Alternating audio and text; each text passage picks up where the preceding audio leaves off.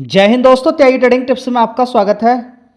दोस्तों, इस वीडियो के अंदर हम बात करने वाले हैं टोटल दो शेयर के बारे में। दोनों ही शेयर अपने हाई से ज़बरदस्त गिरे हुए हैं। चलिए देख लेते हैं यहाँ पर इन दोनों कंपनी के अंदर क्या पोटेंशियल है। 119 रुपये से गिरकर ये शेयर अभी हाल फिलहाल में गया था नीचे की साइड में 82 रुपीज़। 82 रुपीज़ नीचे की साइड से हल्की हल्की या फिर 5 दिन के अंदर नीचे की गिरावट से थोड़ी सी तेज़ी दिखानी शुरू की है। देखिए, तेज़ी दोनों ही शेयर के अंदर सस्टेन रहेगी नहीं रहेगी, वो कुछ ये भी डिपेंड करता है कि ग्लोबली किस तरीके के पॉजिटिव संकेत रहते हैं या निगेटिव संकेत रहते हैं। जैसे कि अभी आपने देखा कि हॉर्मोज़ के रास्ते को बंद करने के बाद फिर खोला गया, खोलने के बाद फिर ऐसी इस तरह की न्यूज़ देखने को मिल रही है कि फिर से बंद करने वाली बात चल रही है। ठीक है। और अभी हाल फिलहाल में आपने देखा कि यूक्रेन ने एक दिन के अंदर 800-900 ड्रोन से अटैक किया, काफ़ी सारे ड्रोन गिरे।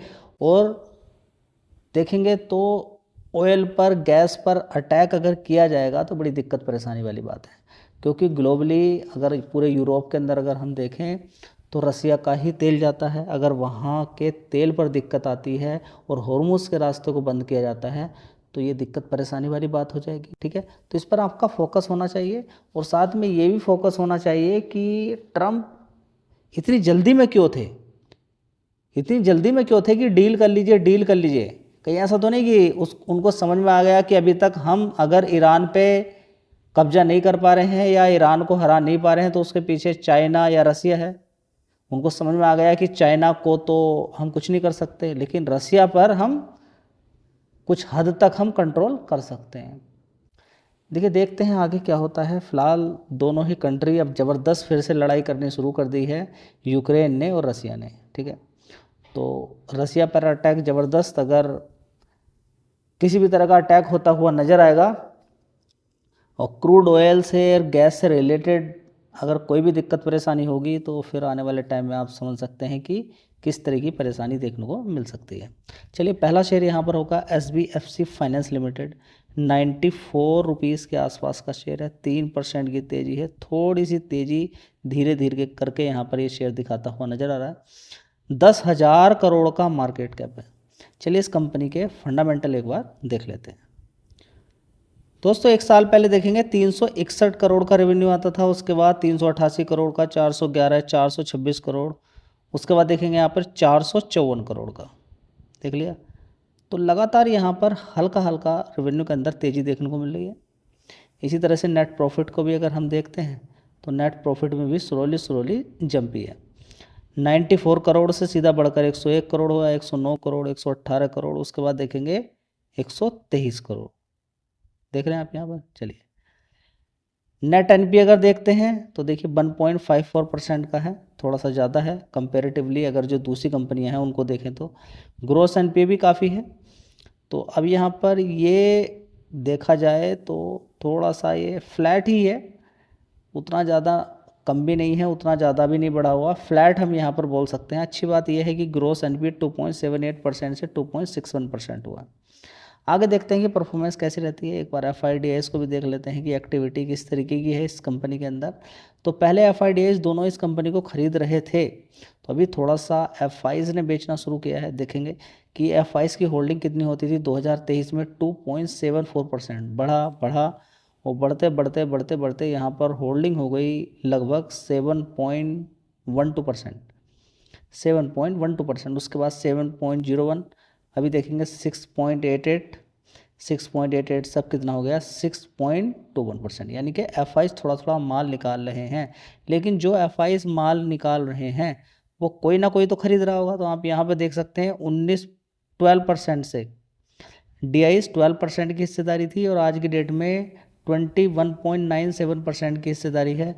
जो इन्होंने माल बेचा इन्होंने खरीद लिया, यानी कि FIs माल बेचे, DIs खरीद लें, तो ये एक अच्छी रणनीति है और शेयर के अंदर कुछ अच्छा आगे होने की एक संभावना बनी रहती है। देखिए, जो भी शेयर यहाँ पर बताया जाता है एक एजुकेशन पर्पज से मैं शेयर आपके साथ शेयर करता रहता हूँ, लेकिन इसका बिल्कुल ही मतलब नहीं कि ब्लाइंडली आप किसी भी शेयर को खरीदें। नहीं, आप देखिए, शेयर का नाम पढ़िए। ठीक है, यहाँ पर देखिए फंडामेंटल जो भी आपको जितनी भी नॉलेज मिलती है उसको लीजिए। लेने के बाद उस पर रिसर्च करनी है ज़बरदस्त आपको, और जब लगे कि आपको पक्का है कि हाँ सही है, उसके बाद खरीदें, क्योंकि जो भी आउटपुट निकलेगा उसके लिए आप खुद रिस्पॉन्सिबल होने वाले। ऐसा नहीं होना चाहिए कि आपके चैनल पर कोई शेयर देख लिया हमने खरीद लिया, नहीं। आज अच्छा हो सकता है कोई शेयर, आगे आने वाले टाइम में कंपनी के अंदर दिक्कतें भी हो सकती हैं, क्योंकि स्टॉक मार्केट रिस्की है।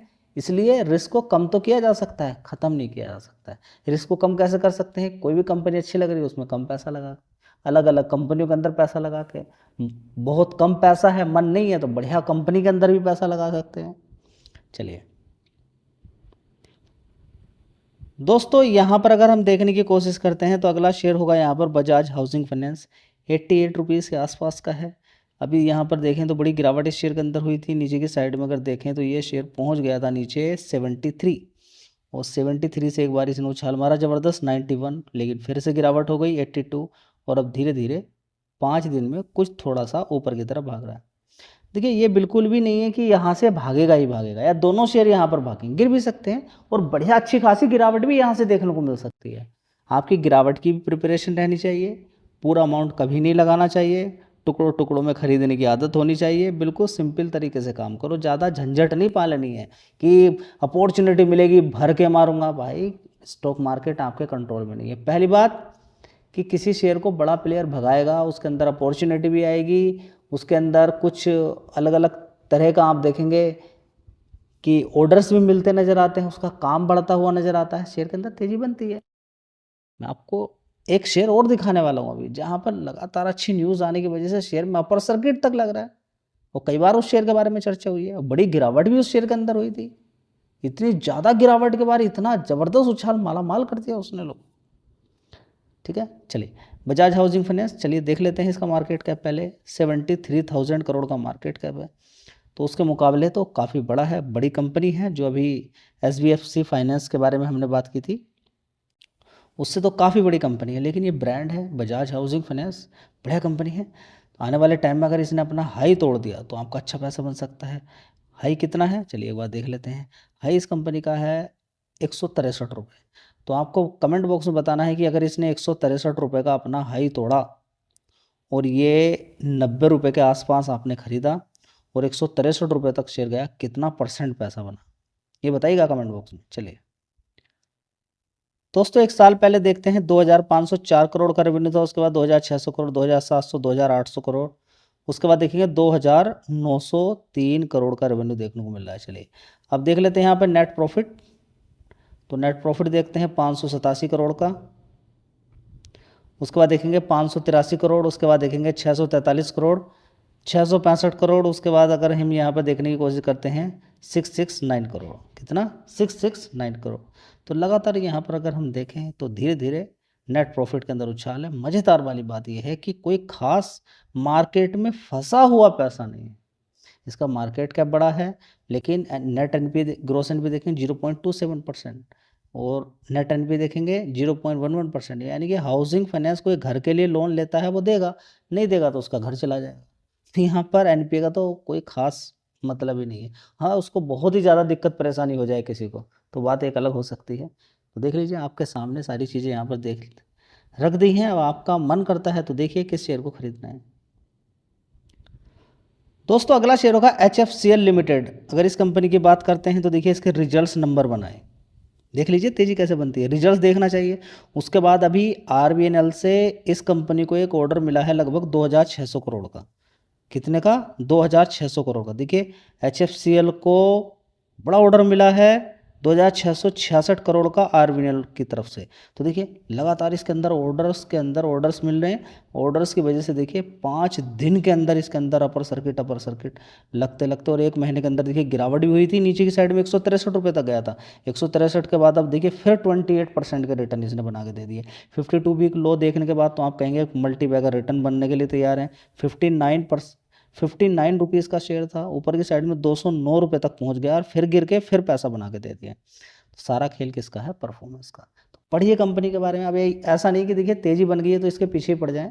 आने वाले टाइम में देखिए मार्केट कैप तो इसका 30,000 करोड़ का ही है, भागने के लिए आगे ही भाग सकता है। थोड़ा सा ध्यान देना चाहिए, फोकस करना चाहिए। वीडियो अच्छी लगी लाइक शेयर कर दीजिएगा। रिकमेंडेशन किसी भी शेयर की नहीं होती है। यहाँ पर जो भी मैं जानकारी देता हूँ वो सिर्फ एजुकेशनल पर्पज़ से दी जाती है। ठीक है, आप मेहनत कीजिए तभी किसी शेयर को खरीदिएगा। धन्यवाद।